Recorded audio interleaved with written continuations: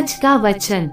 पहला पाठ प्रेरित चरित अध्याय 20 पद संख्या 28 से 38। आप लोग अपने लिए और अपने सारे झुंड के लिए सावधान रहें। पवित्र आत्मा ने आपको झुंड की रखवाली का भार सौंपा है। आप प्रभु की कलीसिया के सच्चे चरवाहे बने रहें, जिसे उन्होंने अपना रक्त देकर प्राप्त किया।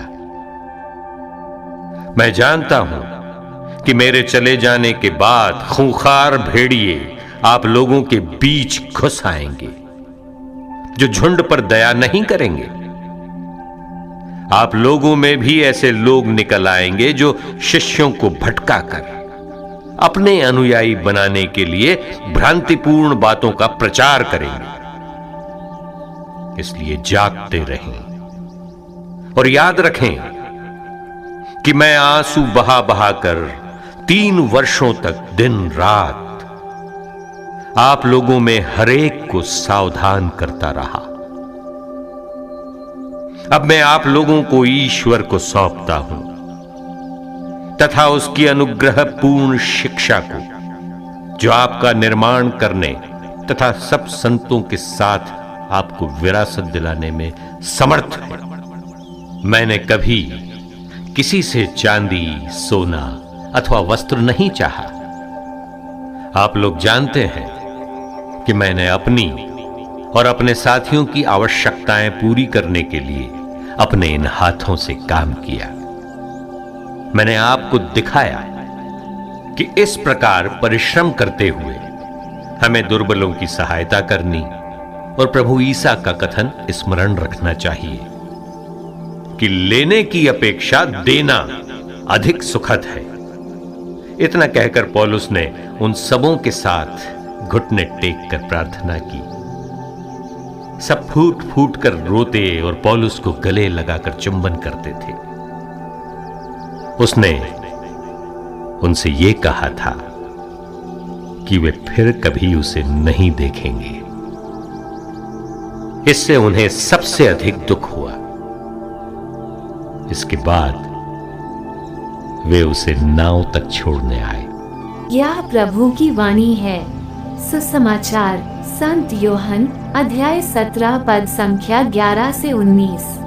अब मैं संसार में नहीं रहूंगा, परंतु वे संसार में रहेंगे और मैं तेरे पास आ रहा हूं। परम पावन पिता, तूने जिन्हें मुझे सौंपा है, उन्हें अपने नाम के सामर्थ्य से सुरक्षित रख, जिससे वे हमारी ही तरह एक बने रहें।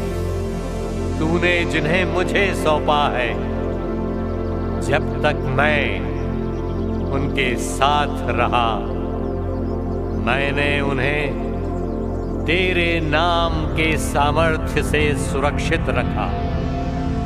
मैंने उनकी रक्षा की।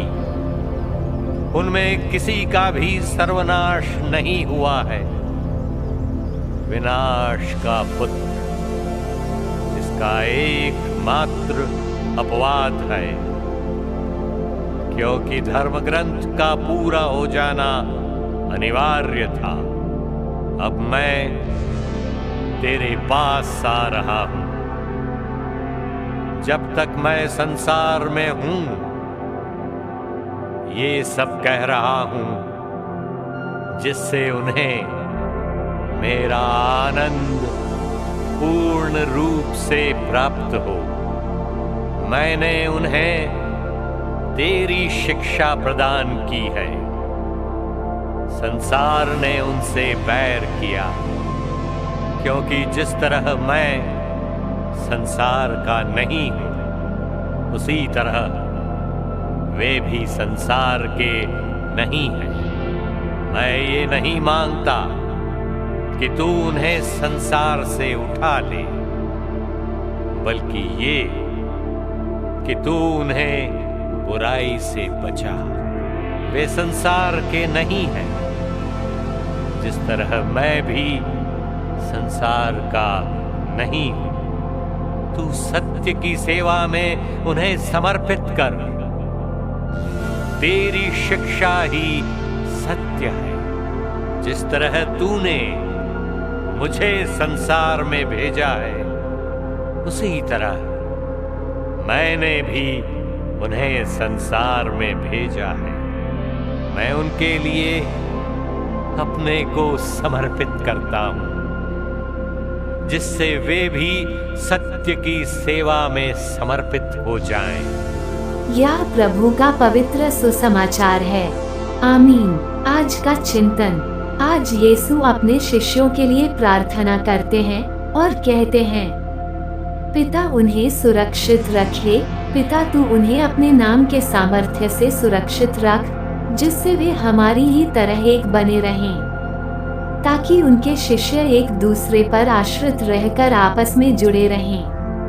उन्हें आनंद प्राप्त हो। यीशु चाहते हैं कि उनके शिष्य हमेशा आनंदित रहें।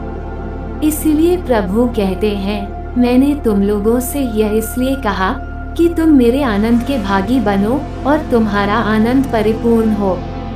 वे चाहते हैं कि हम ईश्वर के साथ जुड़कर संतुष्टि में अपना जीवन बिताएं।